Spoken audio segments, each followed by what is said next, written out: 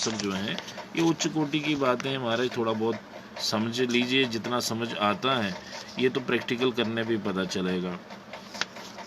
तो इस प्रकार से जो है आपने शरणागति, सबसे बड़ी बात है कि भगवान का प्रेम जब शुरू होता है आखिर में फिर आपको शरणागति करनी होती है, भगवान के श्री चरणों में अपना सब कुछ कर देना, अपने कर्मों को भी उनको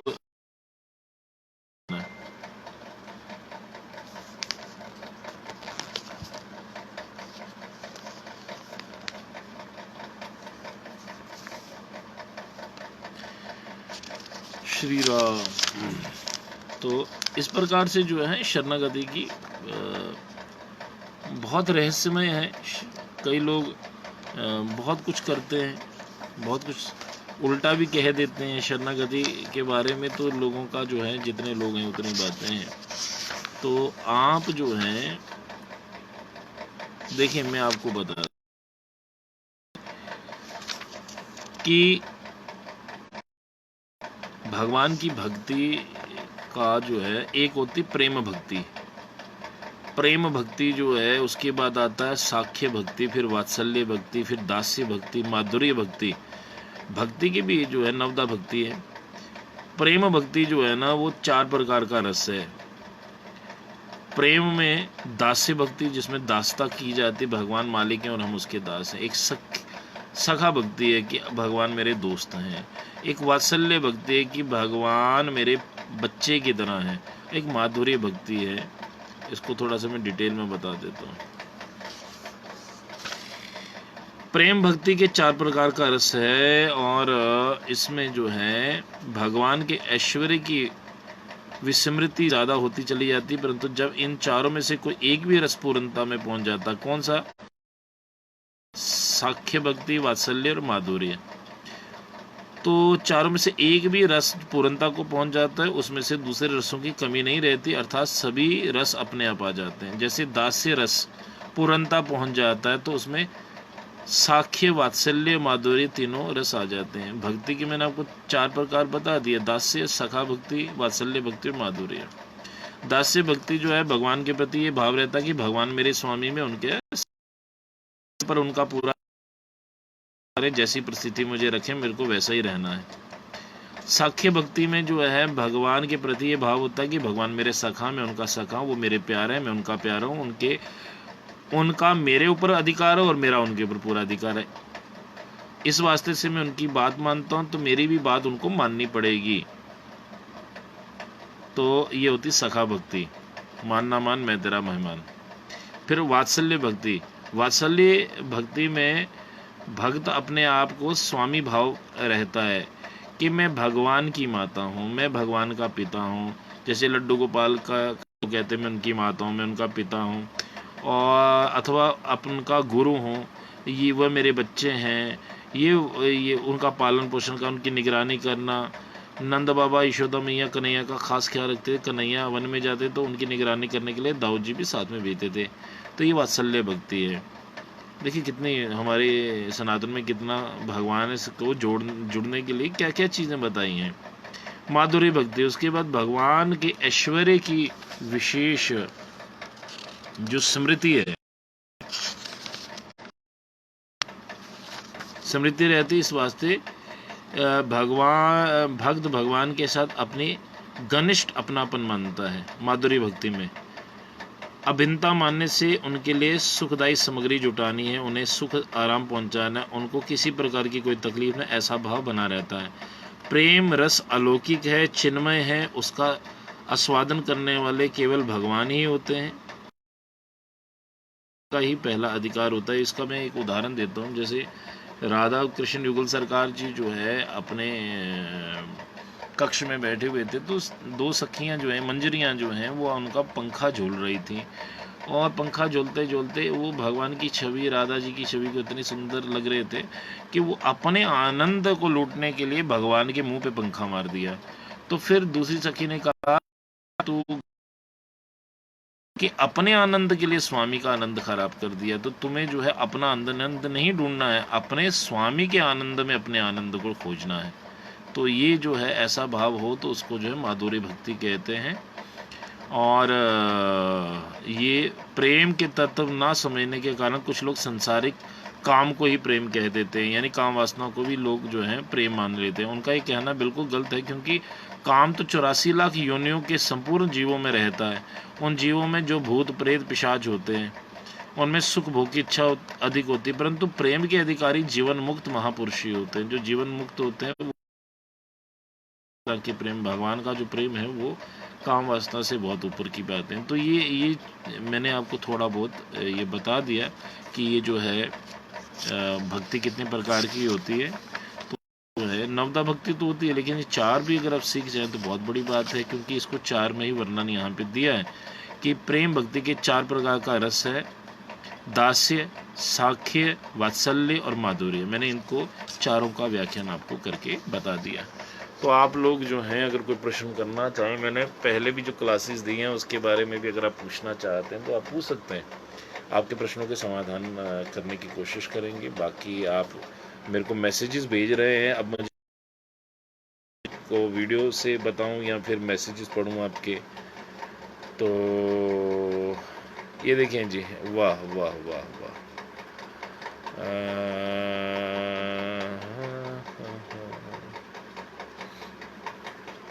अच्छा ठीक है, विश्वजीत जी ने बहुत अच्छा काम कर दिया। व्यास जी राजा जन्मजय से बोले कि राजन, ब्रह्मलोक के ऊपर के भाग में मणि द्वीप है, यानी ब्रह्मलोक।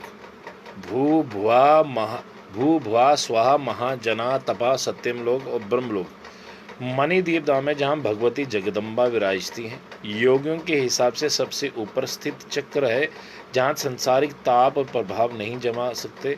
मणिद्वीप के चारों ओर अमृत का समंदर, इस समंदर के बाद लोहामय धातु की गगनचुंबी दीवार है।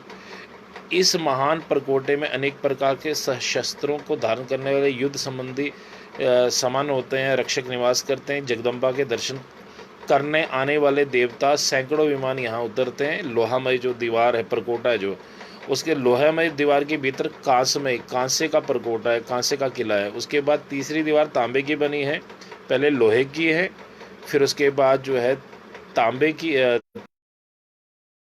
उसके बाद जो है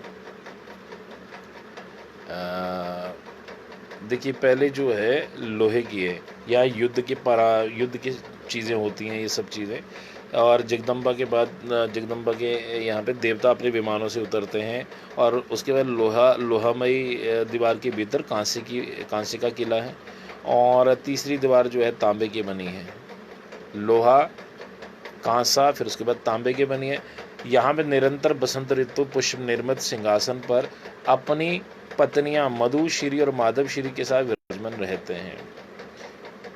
ये मैं आपको बात, तांबे के परकोटे के बाद शीशे का परकोटा आता है। उनमें अनेक सिद्ध देवता यहाँ निवास करते हैं। जो सिद्ध और देवता जो माँ के होंगे उनको शीशे के परकोटे में ही वहाँ पे उस इलाके में रखा जाएगा।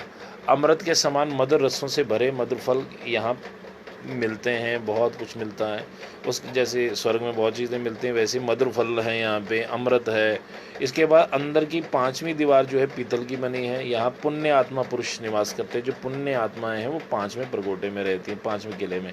उसके बाद 6वीं जो पंचलोहे से निर्मित 5 प्रकार के धातु से निर्मित यहाँ दिव्य वर्षा से भरी वाटिका में ईशु लक्ष्मी और उनके साथ ही जो कुछ लोग वहाँ पे उनको जो है स्थान मिल जाता है। 7वां 14 चांदी का बना है। यहाँ पे हेमंत ऋतु सहश्री सहस्त्र श्री नाम की शक्तियों के साथ निरंतर निवास करते हैं। सहश्री और सहस्त्र श्री। इसके बाद 8वां स्वर निर्मित परकोटा है। 8वां जो किला है वो सोने का बना हुआ है। और तप श्री और तपस्वी श्री के साथ रहते। अंतिम 9वां स्थान कई परकोटे हैं। कई प्रकार के दिव्य मणियों से अलंकृत मणियों में से निर्मित परकोटे यहाँ हैं। मणियों के बने हुए परकोटे हैं, किले हैं। यहाँ पे सभी वस्तुएं मणियों से निर्मित हैं। द्वीप के 8 दिशाओं में इंद्र की अमरावतीपुरी, अग्निदेव की प्रज्वलित ब्रह्मपुरी, यमराज का यमलोकपुरी, राक्षसों की पुरी, वरुण देव की पुरी, वायुदेव का वायुलोक, यक्षपुरी जिसमें कुबेर रिद्धि सिद्धि 9 निधियों के साथ विराजते हैं, और जगदम्बा का विशाल भवन है। इसमें श्रृंगार मंडप है जहाँ श्रृंगार करती हैं माँ, मुक्ति मंडप है जहाँ मुक्ति प्रदान करती हैं, ज्ञान मंडप है जहाँ ज्ञान देते हैं। यही चिंतामणि मंदिर में आदि शक्ति भगवती अपनी शक्तियों और महाविद्याओं के सहित विराजमान है। तो ये जो था, ये मुझे आपने बताना था, आपने मुझे भेजना नहीं था। तो आपको जो है, तो मुझे जो है आप को मैंने मणिदीप धाम के बारे में भी वर्णन किया है। तो माँ का ये लोक है और इस लोक के बारे में आपने इसको गीता प्रेस गोरखपुर की श्रीमद् देवी भागवत महापुराण को पढ़िए, वहाँ पूरा विस्तृत इसकी जानकारी है। इसमें गूगल में अगर गीता प्रेस को अगर ढूंढेंगे तभी इसको सही तरीके से जान पाएंगे। ये तो भी छोटी सी बातें थी। तो आप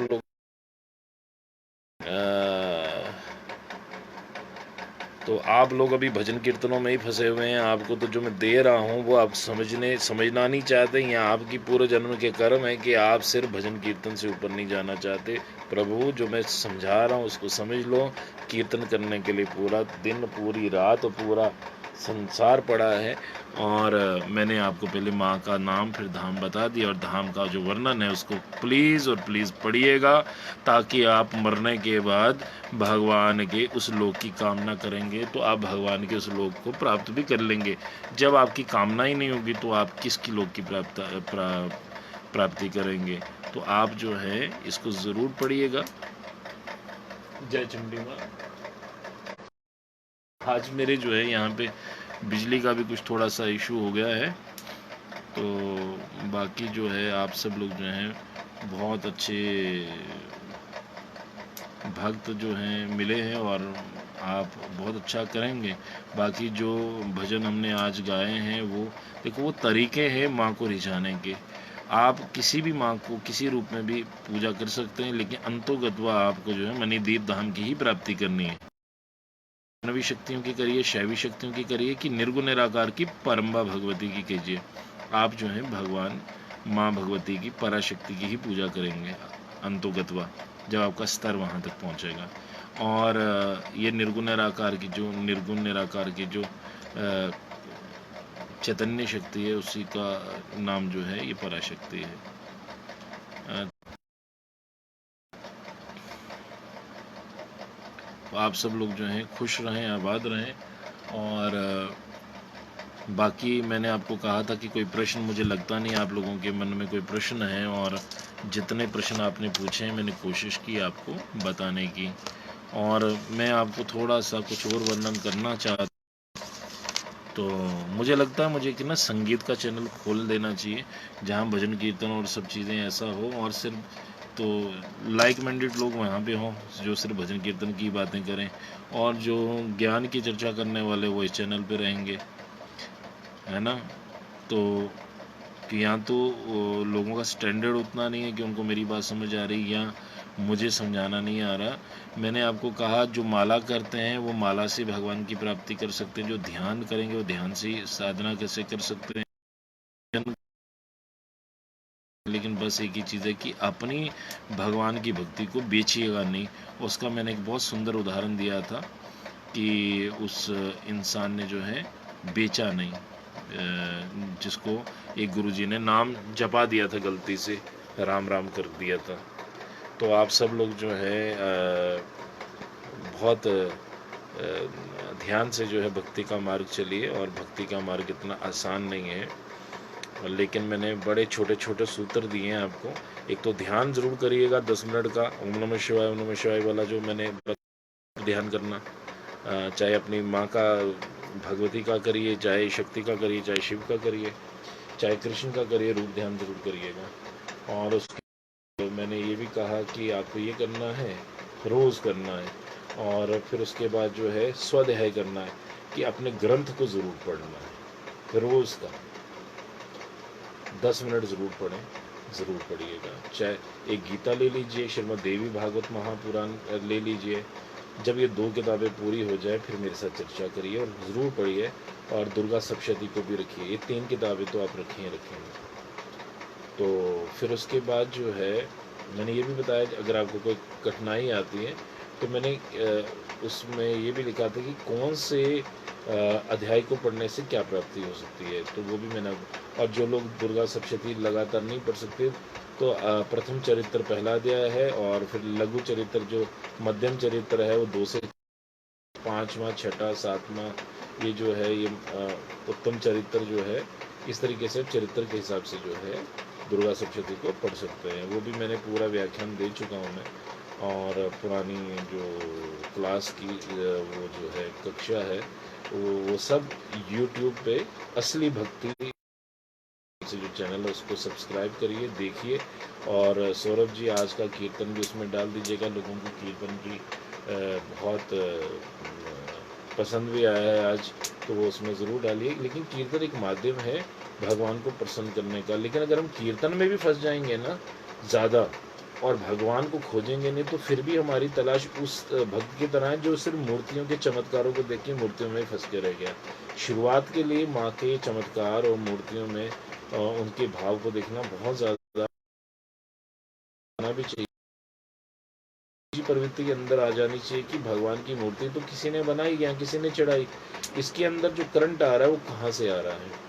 जब आप ऐसी चीज़ के बारे में सोचेंगे, जैसे ये जो कविश जी है, या इन्होंने ही जो है हमारे यहाँ मचेल माता की मूर्तियों को बनाया था, और मेरे को पता है मैंने किस तरीके से, लेकिन माँ ने इनके अंदर भाव प्रकट किया और इन्होंने फिर आहिस्ता आहिस्ता बनाई। फिर महाकाली की मूर्ति बहुत अच्छी बनी, लेकिन बनाई तो पत्थर से। फिर हमने जो है 108 औषधियों का स्नान और वैदिक परंपरा के अनुसार उसके नीचे जो है उसका वासक मान के ये करके वो करके जो है स्थापित कर दिया। लेकिन असली कहाँ है भगवान। ये मूर्तियाँ तो मूर्तिकार ने बनाई और कल्पना से बनाई या फोटो देख के बनाई, लेकिन जो असली वाला भगवान है जिसको हम ऐसे देखना चाहते हैं 1 to 1, वो कहाँ पे है, उसका घर कहाँ पे है, वो कैसे मिलेगा। तो उसके लिए बता दिया, नाम भी बता दिया, धाम पढ़ना तो श्रीमद् देवी भागवत महापुराण को पढ़िए। और चाहे वो चंडी की पूजा करे, काली की पूजा करे, दुर्गा की पूजा करे, सीता जी की, राधा जी की, तो कदम मणिदीप धाम को आपको पढ़ना पड़ेगा। तो आप उसको पहले पढ़ लीजिए कि वही हमारा एबोर्ड है। चाहे चंडी माता के थ्रू जाएं, चाहे काली माता के थ्रू, चाहे किसी माता के थ्रू जाएंगे, शक्ति की आराधना करने वालों को वही स्थान मिलेगा। तो आप लोग जो है पहले उसके बारे में पढ़ लीजिए, क्योंकि अभी भी चांस है। अगर आपको वो पसंद नहीं है तो आप चेंज कर सकते हैं भाई। ये तो अच्छी बात है कि आपको जो है 33 कोटि देवी देवता दे दिए हैं। भगवान शिव की आराधना करने से क्या प्राप्त होगा। भगवान गोलोक में जाना चाहें तो भगवान श्री राधा कृष्ण जी की कुल सरकार की पूजा करिए तो आप वहाँ पहुँच जाएंगे। तो ऐसे ऐसे जो है आपको सब चीज़ों के बारे में सनातन बताता है। तो आप जो है लेकिन अगर आप सिर्फ भजन कीर्तन में ही रह जाएंगे, या फिर ऐसा करेंगे कि आप सिर्फ भगवान की मूर्तियों की पूजा करेंगे, बाहर से हलवा उठाएंगे भगवान, ये बिगनर्स की पूजा है, स्टार्टिंग के लिए व्यापारिक पूजा जिसको कहते हैं। 10 रुपये चढ़ाओ और 100 रुपया मांग लो, और जब प्रेम शुरू होता है कि भाई मुझे तो भगवान ने इतना कुछ दिया है, वो भगवान है कौन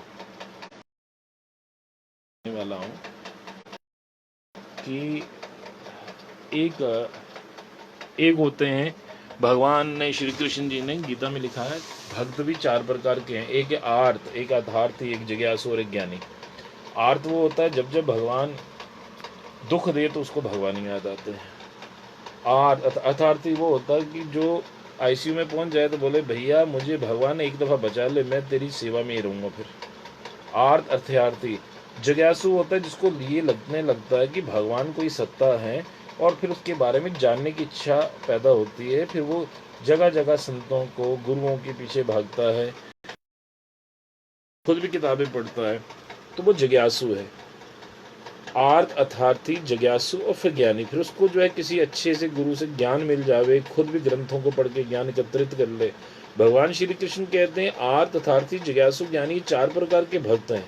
अब आप सोच लो जो आप कौन सी कैटेगरी में फॉल करते हैं, लेकिन कहते हैं कि वो इनमें से भी कोई जो है मुझे प्राप्त नहीं कर पाएगा। हजारों करोड़ों में से एक मेरी तरफ आता है, क्योंकि ज्ञान भी कई दफ़ा बहुत घातक होता है। ज्ञान सिर पे चढ़ के बोलना शुरू कर देता है। तो ज्ञान की गठरी को फिर ताला लगा के पानी में बहा। पहले ज्ञान तब तक ज़रूरी है जब तक भगवान के बारे में आपको नहीं पता। जब उस परम सत्ता का पता चल गया, फिर उस गठरी के ऊपर ताला लगा लिया जाए और पानी गंगा जी में बहा दो, और उसके बाद निर्मल हो जाए, सफ़ेद कोरा कागज़ होकर, तो भगवान अपने प्रेम के पेन से जो है आपका सफ़ेद कागज़ को भरेंगे। अगर आप पहले से ही सतोगुणी अहंकार है कि भाई मुझे तो सब कुछ पता चल गया, जैसे मैं आपको कथा सुनाता रहता हूँ, मैं सोचता हूँ कि मुझे तो सब कुछ पता है, इन लोगों को बेचारों को कुछ नहीं पता, तो ऐसा ये अहंकार भी जो है मेरे को कहीं नहीं पहुँचने देगा। तो इसलिए जो है जब आप मेरे से मिलेंगे, आप देखना मैं निर्मल तरीके से बात करता हूँ, नहीं जी कुछ नहीं, क्योंकि ये ज्ञान भी भगवान बुला रहे हैं तो मैं बोल रहा हूँ, ये शक्ति बोलने की भी वही दे रहे। तो शक्ति की ही चीज़ शक्ति के द्वारा बोली जा रही, तो इसमें मेरा कुछ भी वो नहीं। सिर्फ I am devoting my time being a save, being a चपरासी ऑफ माता रानी। और समझ लीजिए कि मैं उनके लोक का अगर मुझे चौकीदार भी बना दें तो बहुत बड़ी बात है भाई।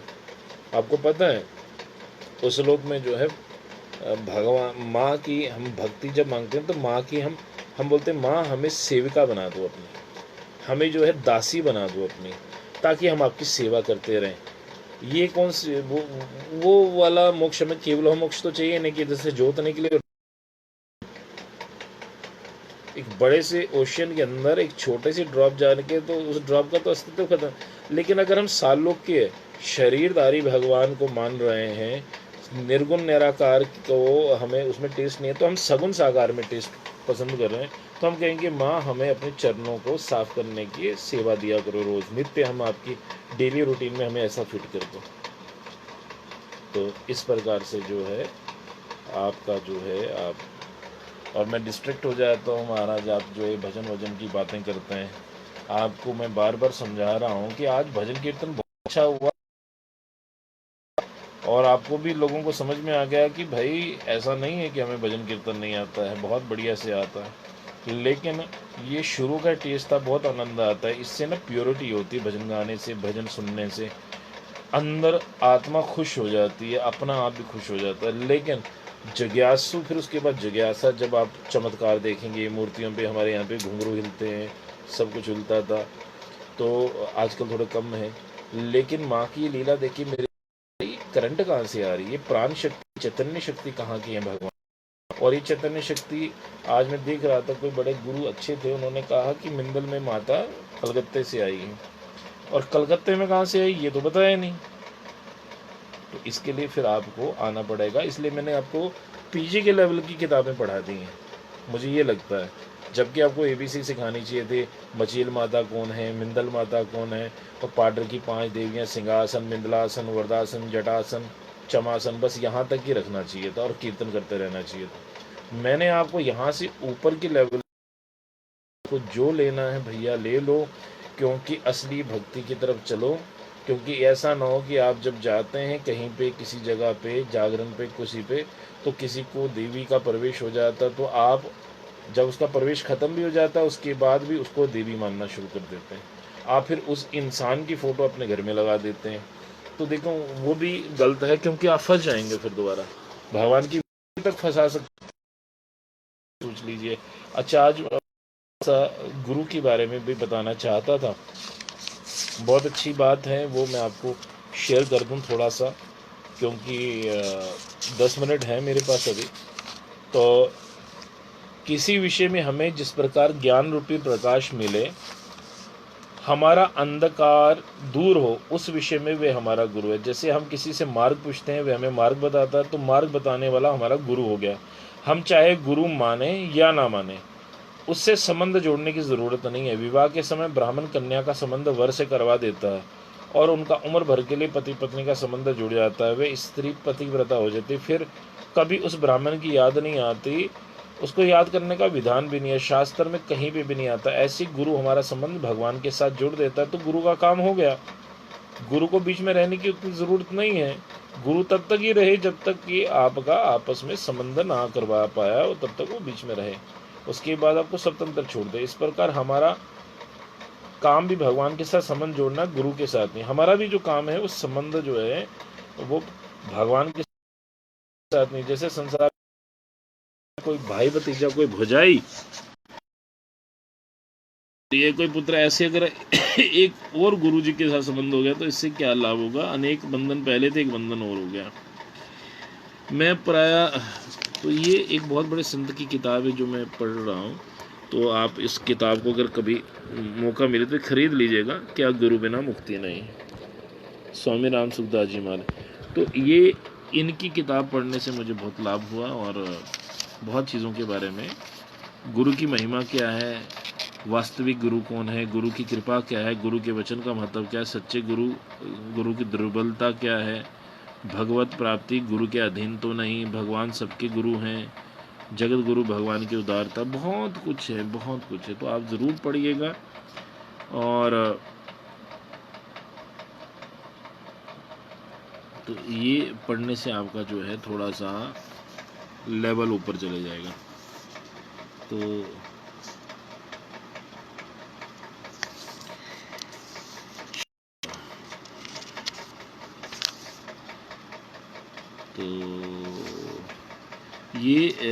ये वो संत थे जी। मैं जब अच्छा, कल तो बड़ा अच्छा है, मैंने अपने तो पूरे जीवन को बता दिया आपको, लेकिन मैं आपको ये भी बताना चाहता हूँ कि स्वामी राम सुखदास जी, जब मैं ऋषिकेश में गया था तो ऋषिकेश में स्वामी राम सुखदास जी के महाराज जी के श्री चरणों में मुझे जाने का सौभाग्य था। तो आप उनके बारे में पढ़िए तो आपको जो है शुद्ध भक्ति का पता चलेगा। तो आज मेरे ख्याल में बहुत हो गया, आज दिन भर कीर्तन भी किया, आपको बहुत अच्छी अच्छी बातें बताई। तो मैं आप सबको जो है हार्दिक अभिनंदन करता हूँ। आइए असली भक्ति की ओर। ओम शक्ति, जय चंडी माँ, बम महादेव।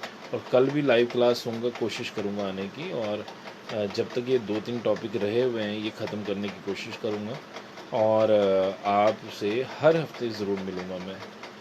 और एक दिन मैंने आपका जो है वो जो है कि आपके मन में कोई ऐसी दुविधाएं हैं, प्रश्न है, सांसारिक या आध्यात्मिक, तो उसका एक लाइव सेशन में ज़रूर दूंगा जी। जय माता की, ओम शक्ति, बम महादेव, जय परम्बा भगवती, माँ भगवती, माँ शक्ति आप सबका कल्याण करें।